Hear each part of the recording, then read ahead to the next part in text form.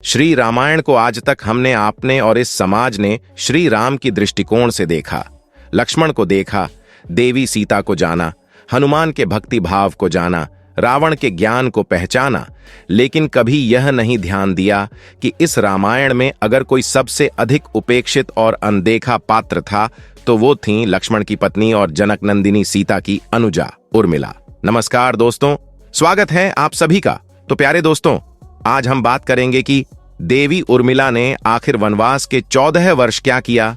बने रहिए इसी तरह हमारी वीडियो के साथ और इसी तरह की और रहस्यमयी जानकारी प्राप्त करने के लिए हमारे चैनल ट्रू हिस्ट्री को आज ही सब्सक्राइब करें और बेल आइकॉन को प्रेस करें। माता उर्मिला पतिव्रत धर्म की प्रतीक हैं। एक पत्नी को पति के धर्म संकट में कैसे साथ निभाना चाहिए, पत्नी का क्या धर्म होता है, उर्मिला जी साक्षात इसका प्रमाण है।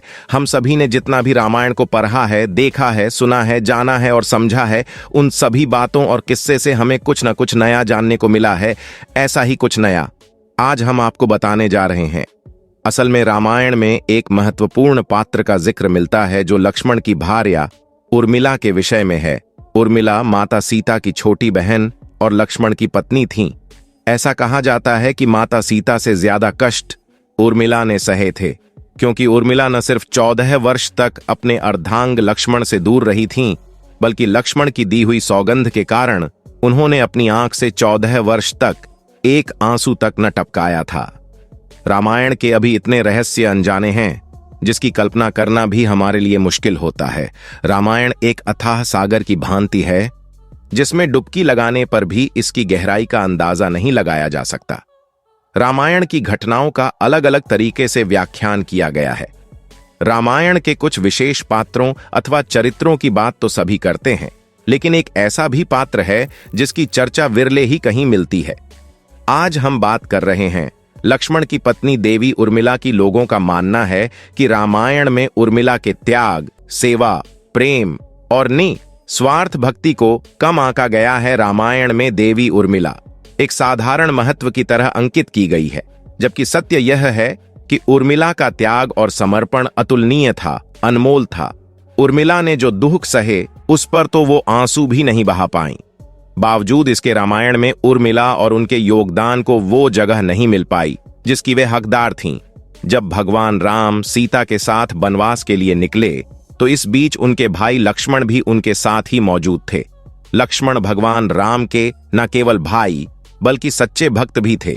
14 साल के इस वनवास के दौरान लक्ष्मण भगवान राम की सेवा में इस कदर गुम थे कि वह कभी सोए ही नहीं।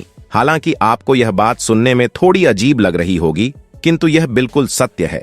आपको यह जानकर हैरानी होगी कि जब राम, लक्ष्मण, भरत, शत्रुघ्न का जन्म हुआ तो हर साधारण शिशु के की तरह ही जन्म के पश्चात राम, भरत और शत्रुघ्न रोने के कुछ समय बाद चुप हो गए थे, परंतु लक्ष्मण तब तक रोते रहे जब तक उन्हें भगवान राम के पास नहीं लेटाया गया।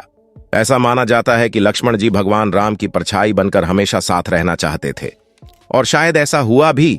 इसी कारण जब भगवान राम को माता कैकेयी ने 14 वर्षों का वनवास जाने के आदेश दिए, लक्ष्मण जी ने भी भगवान राम और सीता के साथ वनों में रहने का निर्णय ले लिया। लेकिन जिस प्रकार माता सीता अपना पति धर्म निभाते हुए राम जी के साथ वनवास जाने का निर्णय लेती है, वैसे ही जब लक्ष्मण जी की पत्नी उर्मिला को यह बात पता चलती है तो वह अपना पति धर्म निभाने के लिए अपने पति के साथ 14 वर्षों के वनवास के लिए जाना चाहती थी, लेकिन कुछ कारणों की वजह से ऐसा संभव ना हो पाया। ऐसे में यह कारण आज की चर्चा का विषय है कि आखिर कौन से कारणों की वजह से माता उर्मिला अपने पति लक्ष्मण संग 14 वर्षों का वनवास न काट सकी। साथ ही इस वीडियो में जानेंगे कि आखिर माता उर्मिला 14 वर्षों तक क्या करती रही। चलिए जानते हैं त्याग और समर्पण की अतुलनीय प्रतिमूर्ति देवी उर्मिला को राजा जनक की असीम सुंदरी कन्या और महाराज दशरथ की पुत्रवधू देवी उर्मिला माता सीता की ही छोटी बहन थी। उनका विवाह भगवान राम के अनुज लक्ष्मण के साथ हुआ था। राम के वनवास जाने के समय उर्मिला भी एक पतिव्रता स्त्री की तरह अपने पति लक्ष्मण जी के साथ जाना चाहती थीं, लेकिन लक्ष्मण जी ने उन्हें ले जाने से इनकार कर दिया। लक्ष्मण के मुताबिक, मैं अपने भ्राता राम और भाभी सीता की सेवा करने के लिए जा रहा हूं। मैं नहीं चाहता कि सेवा में कोई भी कमी रह जाए। लक्ष्मण जी ने माँ बाप की सेवा करने के लिए उर्मिला को अयोध्या ही छोड़ना उचित समझा।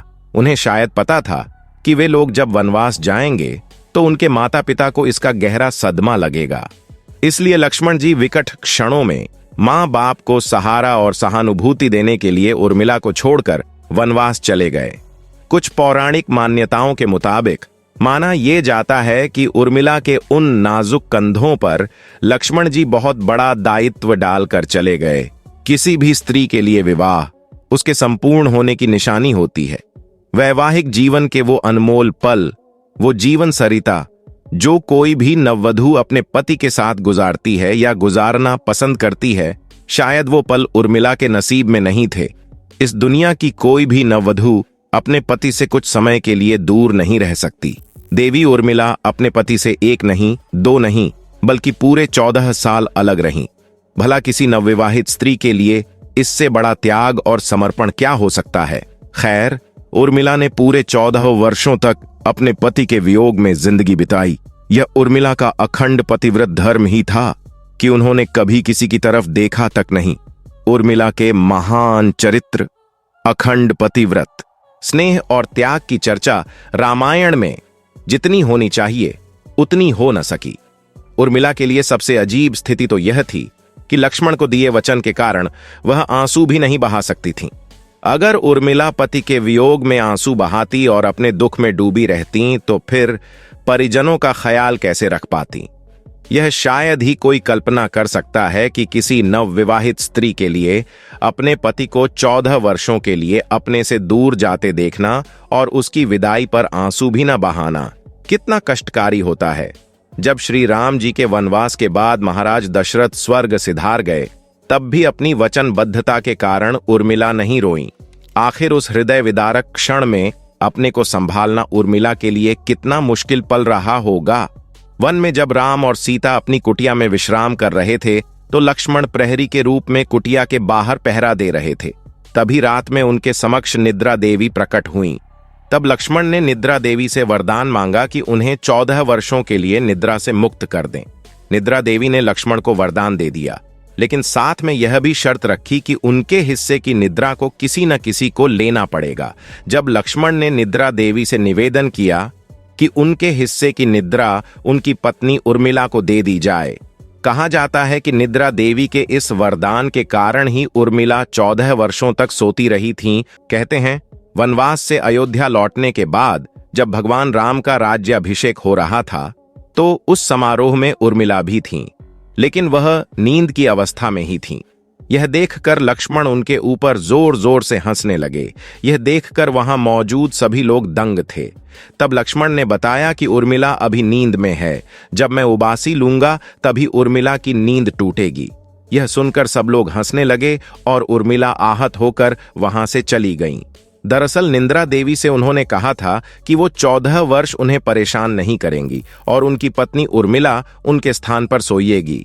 निद्रा देवी ने उनकी यह बात एक शर्त पर मानी थी कि जैसे ही वह अयोध्या लौटेंगे उर्मिला की नींद टूट जाएगी और उन्हें सोना होगा।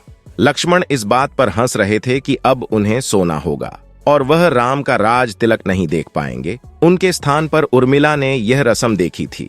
इसलिए वर्तमान की दृष्टि से देखें तो उर्मिला रामायण की सबसे अतुलनीय और पवित्र पत्नी के साथ साथ त्याग, बलिदान और समर्पण की देवी हैं। आज की पीढ़ी के लिए उर्मिला का व्यक्तित्व सबसे ज्यादा सम्माननीय और पूज्यनीय होना चाहिए। आज की वीडियो में बस इतना ही। प्यारे दोस्तों, कमेंट्स में लिखना न भूले, जय श्री राम।